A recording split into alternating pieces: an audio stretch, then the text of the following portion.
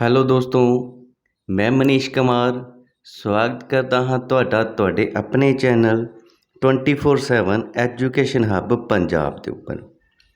ਅੱਜ ਦੇ ਇਸ ਲੈਕਚਰ ਦੇ ਵਿੱਚ ਆਪਾਂ most important polity MCQ question ਕਰਨ ਜਾ ਰਹੇ ਹਾਂ, ਜੋ ਕਿ ਪੰਜਾਬ ਦੇ ਸਾਰੇ ਹੀ ਐਗਜ਼ਾਮ ਵਿੱਚ ਵਾਰ-ਵਾਰ ਪੁੱਛੇ ਜਾਂਦੇ ਹਨ। ਅੱਜ ਪਾਰਟ 4 ਹੈ। अगर तुसी पार्ट 1, 2 और 3 नहीं देखा है तो डिस्क्रिप्शन दे विच लिंक दिता होया है। इस वीडियो को देखने तो बाद तुसी वो भी वीडियो जरूर देखनियां हैं। हाँ जी स्टूडेंट, तो स्टार्ट करते हैं अपने अज दे फर्स्ट क्वेश्चन तो। राष्ट्रपति अते उप राष्ट्रपति दे इलैक्शन विच विवाद दा निपटारा कौन करता है? चार ऑप्शन तुहाडे सामने हैं। Option A election commission, option B supreme court, option C संसद और ऑप्शन डी है जी इन्हां विचों कोई नहीं। तो राष्ट्रपति अते उप राष्ट्रपति के इलैक्शन विच विवाद का निपटारा किस द्वारा कराया जाता है? तो अपना जो राइट आंसर होएगा option number B supreme court द्वारा। तो देखो राष्ट्रपति के आर्टिकल की गल करते हैं, आर्टिकल 52। उप राष्ट्रपति का जो आर्टिकल है वो है आर्टिकल 63। इलैक्शन कमीशन का जो आर्टिकल है आर्टिकल 324। सुप्रीम कोर्ट का आर्टिकल 124 तो लैके 147। संसद का आर्टिकल 79। कुछ और इंपोर्टेंट डाटा जो तुहाडे एग्जाम दे विच काम आएगा। सुप्रीम कोर्ट दे विच देखो टोटल 34 जज हुंदे हन, जिन्हां दे विचों 33 जज और एक चीफ जस्टिस ऑफ इंडिया हुंदा है। सुप्रीम कोर्ट की स्थापना 28 जनवरी 1950 विच कीती गई। पहला चीफ जज या chief justice of India HJ कनिया नूं बनाया गया। सुप्रीम कोर्ट की पहली महिला जज फातिमा बीबी सी और दिल्ली हाई कोर्ट की पहली महिला जज लीला सेठ सी। सैकेंड क्वेश्चन है जी, हेठ लिखियां विचों किहड़ियां सोधां राहीं भारती संविधान की प्रस्तावना विच समाजवादी शब्द शामिल किया गया? प्रस्तावना यानी कि प्रैम्बल की गल हो रही है। किहड़ी कॉन्स्टिट्यूशनल अमेंडमेंट हुई जिस दे विच समाजवादी शब्द जोड़िया गया? चार ऑप्शन तुहाडे सामने हैं। हाँ जी, तो जो इसका राइट आंसर होएगा ऑप्शन नंबर बी 42 सोध द्वारा। देखो जो 42वां संविधानिक सोध 1976 विच होया उस दे द्वारा प्रस्तावना दे विच 3 नवे शब्द जोड़े गए। तो किहड़े-किहड़े शब्द जोड़े गए? समाजवादी, धर्मनिरपक्ष अते अखंडता। क्वेश्चन नंबर 3 तुहाडी स्क्रीन ते है। भारतीय संविधान का किहड़ा भाग इस दी सोध नाल संबंधित है? यानी कि संविधान का किहड़ा आर्टिकल है जो किहड़ा पार्ट है जो इस दी अमेंडमेंट दे नाल संबंधित है? चार ऑप्शन तुहाडे सामने हैं। पार्ट 20, पार्ट 8, पार्ट 13 और पार्ट 19। तो अपना जो राइट आंसर होएगा option number A part 20। Bharat के संविधान के भाग 20 विच सिर्फ एक अनुच्छेद है जो धारा 368 है, जो संविधान संशोधन नाल संबंधित है। क्वेश्चन नंबर 4, राज्यां लई राज सभा विच प्रतिनिधिता का आधार हेठ लिखियां विचों किहड़ा है? हाँ जी, चार ऑप्शन हैं तुहाडे सामने। Option A area, option B population, option C A and B और ऑप्शन डी है नाइदर A नोर B।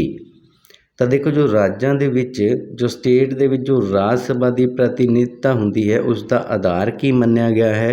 तो कन्फ्यूज़ नहीं होना है, ऑप्शन नंबर बी पॉपुलेशन के आधार पर। राज सभा दीयां सीटां की जो वंड है वो संविधान की 4थी अनुसूची विच सूचीबद्ध है। हरेक राज नूं मुख तौर पर आबादी के आधार पर सीटां की वंड की जाती है। जिस स्टेट की आबादी ज़्यादा होएगी उत्थे राज सभा दीयां सीटां ज़्यादा होणगियां। फॉर एग्जाम्पल उत्तर प्रदेश की आबादी ज़्यादा है तो उत्थे राज सभा दीयां सीटां भी सब तो ज़्यादा हैं। 13 ਦਸੰਬਰ 1946 ਨੂੰ ਸੰਵਿਧਾਨ ਸਭਾ ਵਿੱਚ ਇਤਿਹਾਸਕ ਉਦੇਸ਼ ਸੰਕਲਪ ਕਿਸ ਨੇ ਪੇਸ਼ ਕੀਤਾ? ਚਾਰ ਆਪਸ਼ਨ ਹਨ ਤੁਹਾਡੇ ਸਾਹਮਣੇ। Option A Jawahar Lal Nehru, option B Mahatma Gandhi, option C doctor Rajendra Prasad ਔਰ ਆਪਸ਼ਨ ਡੀ ਹੈ ਜੀ ਵੀ ਮਾਵਲਾਂਕਰ। ਤਾਂ ਇਸ ਦਾ ਜੋ ਰਾਈਟ ਆਨਸਰ ਹੋਏਗਾ ਆਪਸ਼ਨ ਨੰਬਰ ਏ ਜਵਾਹਰ ਲਾਲ ਨਹਿਰੂ। ਤਾਂ ਦੇਖੋ ਦੋ ਇੰਪੋਰਟੈਂਟ ਡੇਟਸ ਤੁਸੀਂ ਯਾਦ ਰੱਖਣੀਆਂ ਹਨ। ਜਵਾਹਰ ਲਾਲ ਨਹਿਰੂ ਨੇ 13 ਦਸੰਬਰ 1946 ਨੂੰ ਸੰਵਿਧਾਨ ਸਭਾ ਵਿੱਚ ਇਤਿਹਾਸਿਕ ਉਦੇਸ਼ ਸੰਕਲਪ ਪੇਸ਼ ਕੀਤਾ। ਇਸ ਮਤੇ ਨੇ ਸੰਵਿਧਾਨਕ ਢਾਂਚੇ ਅਤੇ ਮੂਲ ਦਰਸ਼ਨ ਨੂੰ ਦਰਸਾਇਆ। 22 ਜਨਵਰੀ 1947 ਨੂੰ ਸੰਵਿਧਾਨ ਸਭਾ ਦੁਆਰਾ ਸਰਬਸੰਮਤੀ ਨਾਲ ਮਤਾ ਪਾਸ ਕੀਤਾ ਗਿਆ। ਕੁਐਸਚਨ ਨੰਬਰ 6, ਕਿਹੜੀਆਂ ਅਨੁਸੂਚੀਆਂ ਵਿੱਚ ਅਨੁਸੂਚਿਤ ਖੇਤਰਾਂ ਅਤੇ ਕਬਾਇਲੀ ਖੇਤਰਾਂ ਦੇ ਪ੍ਰਸ਼ਾਸਨ ਸੰਬੰਧੀ ਵਿਵਸਥਾਵਾਂ ਸ਼ਾਮਲ ਹਨ? ਚਾਰ ਆਪਸ਼ਨ ਹਨ ਤੁਹਾਡੇ ਸਾਹਮਣੇ। ਆਪਸ਼ਨ ਏ ਹੈ ਜੀ ਚੌਥੀ ਅਤੇ ਪੰਜਵੀਂ ਅਨੁਸੂਚੀ, ਆਪਸ਼ਨ ਬੀ ਪੰਜਵੀਂ ਅਤੇ ਛੇਵੀਂ ਅਨੁਸੂਚੀ, ਆਪਸ਼ਨ ਸੀ ਛੇਵੀਂ ਅਤੇ ਸੱਤਵੀਂ ਅਨੁਸੂਚੀ ਔਰ ਆਪਸ਼ਨ ਡੀ ਹੈ ਜੀ ਪੰਜਵੀਂ ਅਤੇ ਸੱਤਵੀਂ ਅਨੁਸੂਚੀ। ਅਨੁਸੂਚਿਤ ਖੇਤਰ ਅਤੇ ਕਬਾਇਲੀ ਖੇਤਰ ਯਾਨੀ ਕਿ ਟਰਾਈਬਲ ਏਰੀਆ ਨਾਲ ਜੋ ਸੰਬੰਧਿਤ ਹਨ ਉਹ ਹਨ ਜੀ ਆਪਸ਼ਨ ਨੰਬਰ ਬੀ ਪੰਜਵੀਂ ਅਤੇ ਛੇਵੀਂ ਅਨੁਸੂਚੀ। ਤਾਂ ਭਾਰਤ ਦੇ ਸੰਵਿਧਾਨ ਦੇ ਪੰਜਵੇਂ ਅਤੇ ਛੇਵੇਂ ਅਨੁਸੂਚੀਆਂ ਵਿੱਚ ਰਾਜਾਂ ਦੇ ਅੰਦਰ ਅਨੁਸੂਚਿਤ ਖੇਤਰਾਂ ਅਤੇ ਕਬਾਇਲੀ ਖੇਤਰਾਂ ਦੇ ਪ੍ਰਸ਼ਾਸਨ ਦੇ ਸੰਬੰਧ ਵਿੱਚ ਵੱਖਰੇ ਉਪਬੰਧ ਕੀਤੇ ਹੋਏ ਹਨ ਔਰ ਇਹ ਪ੍ਰੈਜ਼ੀਡੈਂਟ ਦੇ ਕੋਲ ਪਾਵਰ ਹੁੰਦੀ ਹੈ ਕਿ ਉਹ ਕਿਸੇ ਵੀ ਏਰੀਏ ਨੂੰ ਸ਼ਡਿਊਲ ਏਰੀਆ ਜਾਂ ਟਰਾਈਬਲ ਏਰੀਆ ਘੋਸ਼ਿਤ ਕਰ ਸਕਦਾ ਹੈ। ਕੁਐਸਚਨ ਨੰਬਰ 7, ਅਨੁਛੇਦ 2 ਅਤੇ 3 ਦੇ ਤਹਿਤ ਭਾਰਤੀ ਰਾਜਾਂ ਅਤੇ ਕੇਂਦਰ ਸ਼ਾਸਿਤ ਪ੍ਰਦੇਸ਼ਾਂ ਦੇ ਖੇਤਰੀ ਪੁਨਰਗਠਨ ਨਾਲ ਸੰਬੰਧਿਤ ਬਿੱਲਾਂ ਨੂੰ ਸੰਸਦ ਵਿੱਚ ਹੇਠ ਲਿਖਿਆਂ ਵਿੱਚੋਂ ਕਿਸ ਕਿਸਮ ਦੇ ਬਹੁਮਤ ਦੀ ਲੋੜ ਹੁੰਦੀ ਹੈ? ਸਧਾਰਨ ਬਹੁਮਤ, ਪ੍ਰਭਾਵੀ ਬਹੁਮਤ, ਸੰਪੂਰਨ ਬਹੁਮਤ ਜਾਂ ਵਿਸ਼ੇਸ਼ ਬਹੁਮਤ। ਤਾਂ ਆਪਣਾ ਜੋ ਰਾਈਟ ਆਨਸਰ ਹੋਏਗਾ ਆਪਸ਼ਨ ਨੰਬਰ ਏ ਸਧਾਰਨ ਬਹੁਮਤ ਯਾਨੀ ਕਿ ਸਿੰਪਲ ਮੈਜੋਰਟੀ। ਤਾਂ ਦੇਖੋ ਆਰਟੀਕਲ 4 ਖੁਦ ਘੋਸ਼ਣਾ ਕਰਦਾ ਹੈ ਕਿ ਧਾਰਾ 2 ਅਤੇ ਧਾਰਾ 3 ਦੇ ਤਹਿਤ ਬਣਾਏ ਗਏ ਕਾਨੂੰਨਾਂ ਨੂੰ ਭਾਰਤ ਦੇ ਸੰਵਿਧਾਨ ਵਿੱਚ ਸੋਧਾਂ ਵਜੋਂ ਨਹੀਂ ਲਿਆ ਜਾਣਾ ਚਾਹੀਦਾ।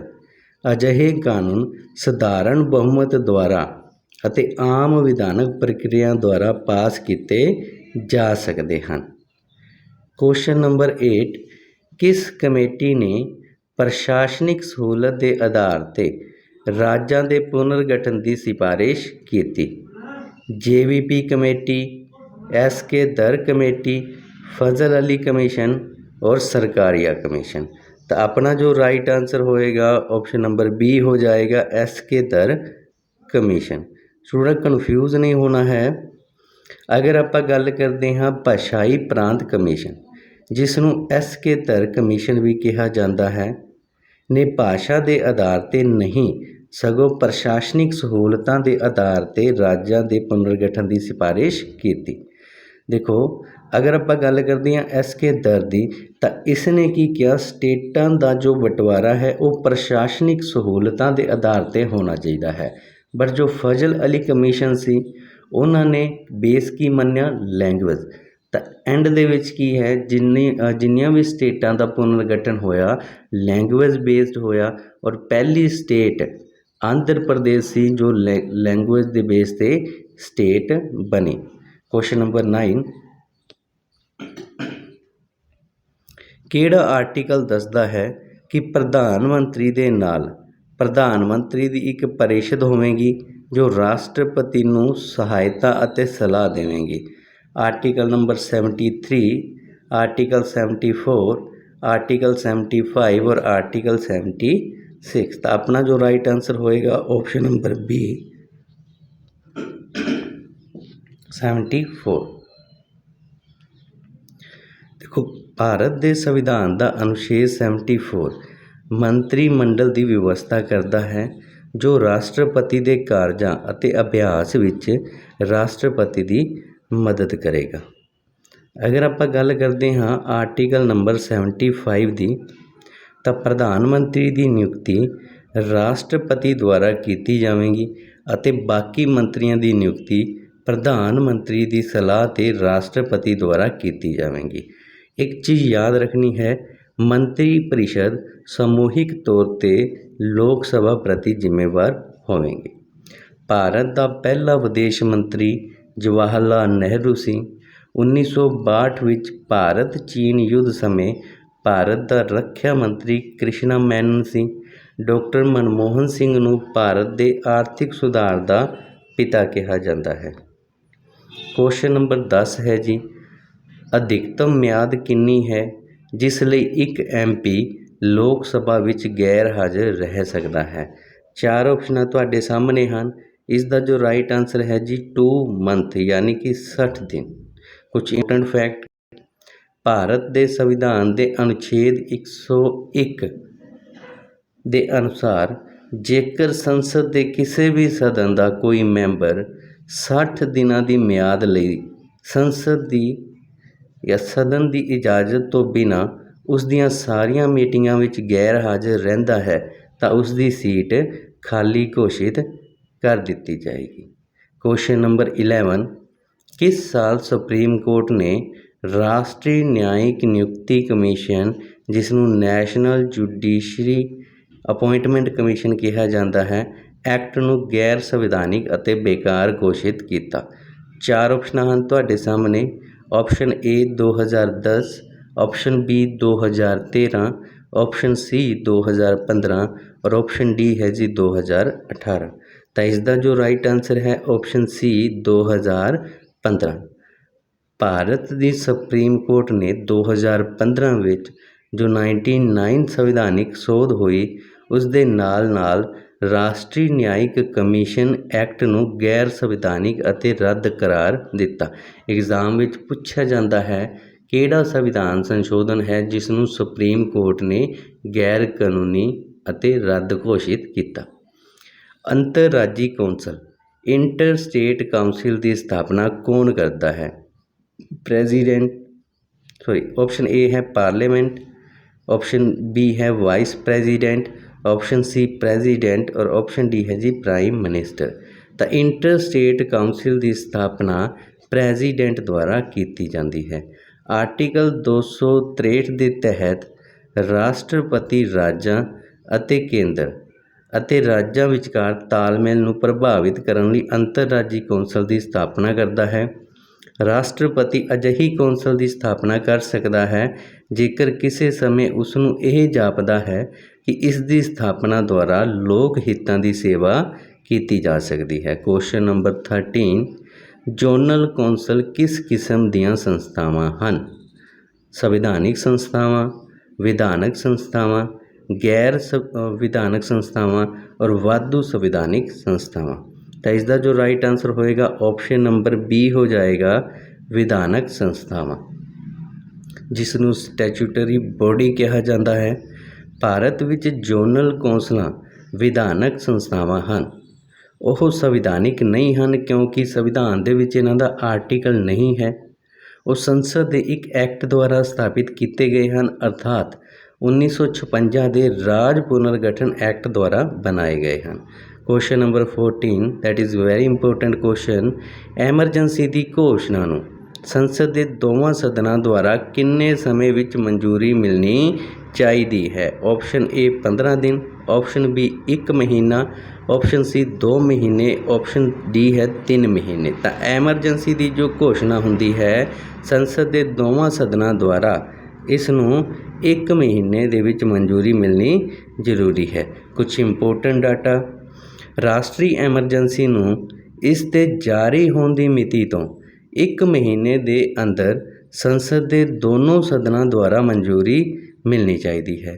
ਦੇਖੋ ਜੋ 1978 ਦੇ ਵਿੱਚ 44th ਕੌਂਸਟੀਟਿਊਸ਼ਨ ਅਮੈਂਡਮੈਂਟ ਹੋਈ, ਉਸ ਦੇ ਵਿੱਚ ਇਸ ਦੀ ਮਿਆਦ ਨੂੰ ਘਟਾ ਦਿੱਤਾ ਗਿਆ ਸੀ। ਪਹਿਲਾਂ ਇਹ 2 ਮਹੀਨੇ ਸੀ, ਬਾਅਦ ਦੇ ਵਿੱਚ ਇਸ ਨੂੰ 1 ਮੰਥ ਕਰ ਦਿੱਤਾ ਗਿਆ। ਰਾਸ਼ਟਰੀ ਐਮਰਜੈਂਸੀ ਅਜੇ ਤੱਕ 3 ਵਾਰ ਲੱਗੀ ਹੈ। ਫਸਟ ਟਾਈਮ 1962 ਦੀ ਜੋ ਜੰਗ ਹੋਈ ਚੀਨ ਯੁੱਧ, 1971 ਦੀ ਜੰਗ ਪਾਕਿਸਤਾਨ ਦੀ ਜੰਗ ਅਤੇ 1975 अंदरूनी गड़बड़ी जो राष्ट्रपति फखरुद्दीन अली अहमद द्वारा घोषित की गई सी। क्वेश्चन नंबर 15 राजपाल ਨੂੰ ਅਹੁਦੇ ਦੀ ਸਹੁੰ कौन चुकाਉਂਦਾ है। 4 ऑप्शन हैं ਤੁਹਾਡੇ सामने, बट जो अपना राइट आंसर होएगा option number D chief justice of the state high court. तो उस स्टेट का जो हाई कोर्ट होएगा उसका चीफ जस्टिस राजपाल ਨੂੰ ਅਹੁਦੇ ਦੀ ਸਹੁੰ चुकाएगा। अगर वो गैर हाजिर है तो उस अदालत का सब तो सीनियर जो जज होएगा वो इसनूं सहुੰ चुकाएगा। क्वेश्चन नंबर 16 संविधान का किहड़ा अनुच्छेद अनुसूचित खेतरां ਅਤੇ कबायली खेतरां वजों मनोनीत कुछ खेतरां ਲਈ प्रशासन की एक विशेष प्रणाली का प्रबंध करता है। 4 ऑप्शन हैं जी तुहाडे सामने। Option A article 243, option B article 244, option C article 245 और ऑप्शन डी है जी आर्टिकल 246। तो इसका जो राइट आंसर होएगा ऑप्शन नंबर बी आर्टिकल 244। कुछ इंपोर्टेंट डाटा देख लेंदे हाँ। भारत के संविधान के भाग नंबर 10 विच अनुच्छेद 244 कुछ खास खेतरां लई प्रशासन की एक विशेष प्रणाली की कल्पना करता है जिन्हां नूं अनुसूचित खेतरां ਅਤੇ कबायली खेतरां वजों नामजद किया जाता है। क्वेश्चन नंबर 17 राष्ट्रपति मनुखी अधिकार कमीशन के चेयरमैन ਅਤੇ मैंबरां की नियुक्ति कौन करता है। 4 ऑप्शन हैं तुहाडे सामने। इसका जो राइट आंसर होएगा ऑप्शन नंबर ए प्रेजिडेंट। देखो जो नैशनल ह्यूमन राइट कमीशन है इसके चेयरमैन ਅਤੇ मैंबरां की जो नियुक्ति है 6 मैंबरी कमेटी दीयां सिफारिशां ते राष्ट्रपति द्वारा की जाती है जिस विच प्रधानमंत्री भी शामिल होंदा है। National commission for protection of child right की स्थापना किस साल हुई। प्रीवियस ईयर क्वेश्चन है जी। इसका जो राइट आंसर है option number C 2007। National commission for protection of child right जिसनूं NCPCR कहा जाता है की स्थापना भारत सरकार द्वारा मार्च 2007 विच commission for protection of child right act 2005 के तहत संसद एक एक्ट द्वारा की गई। क्वेश्चन नंबर 19 पहला पिछड़ा वर्ग कमीशन किस साल नियुक्त किया गया। That is very important question. 4 option तुहाडे सामने हैं। इसका जो राइट आंसर है ऑप्शन नंबर सी 1953। तो भारत के राष्ट्रपति द्वारा 1953 विच काका कालेकर की प्रधानगी हेठ पहला पिछड़ा वर्ग कमीशन नियुक्त किया गया। इसने 1955 दे विच अपनी रिपोर्ट पेश की। इस तो इलावा देखो आप एक इंपोर्टेंट अमेंडमेंट की गल करते हैं तो 89th अमेंडमेंट जो 2003 विच हुई इस सोध विच अनुसूचित जाति ਅਤੇ अनुसूचित जनजातियों ਲਈ ਸਾਬਕਾ राष्ट्रीय कमीशन ਨੂੰ साल 2004 ਤੋਂ ਵੱਖ-ਵੱਖ कमीशनां द्वारा बदल दिता गया। अनुसूचित जातियों ਲਈ जो राष्ट्रीय कमीशन बनया national commission for schedule caste ਅਤੇ अनुसूचित जातियों ਲਈ जो राष्ट्रीय कमीशन बनया national commission for schedule tribe under article 338A के तहत बनया। क्वेश्चन नंबर 20 इस समय भारत विच कितनियां जोनल कौंसलां काम कर रही हैं। Option A 4, option B 5, option C 6 और ऑप्शन डी है जी 7। तो इसका जो राइट आंसर है ऑप्शन नंबर सी 5। तो देखो पहला 6 पहले इस की है 5 जोनल कौंसलां सी हुण कितनियां हैं जी 6 हैं। तो जोनल कौंसलां की स्थापना का विचार भारत के पहले प्रधानमंत्री जवाहर लाल नेहरू द्वारा 1956 विच पेश किया गया। भारत विच मौजूदा 6 जोनल कौंसलां हैं। मूल रूप विच राज पुनर्गठन एक्ट 1956 के तहत हेठ लिखे अनुसार 5 कौंसलां बनाईयां गईयां सन। किहड़ी कौंसल सी उत्तरी केंद्री पूर्वी पश्चिमी और दक्षिणी। उत्तर पूर्वी यानी कि नॉर्थ ईस्ट कौंसल की स्थापना 1971 विच भारत के 7 उत्तर पूर्वी राज्यों दीयां समस्यावां नाल नजिठण लई कीती गई सी।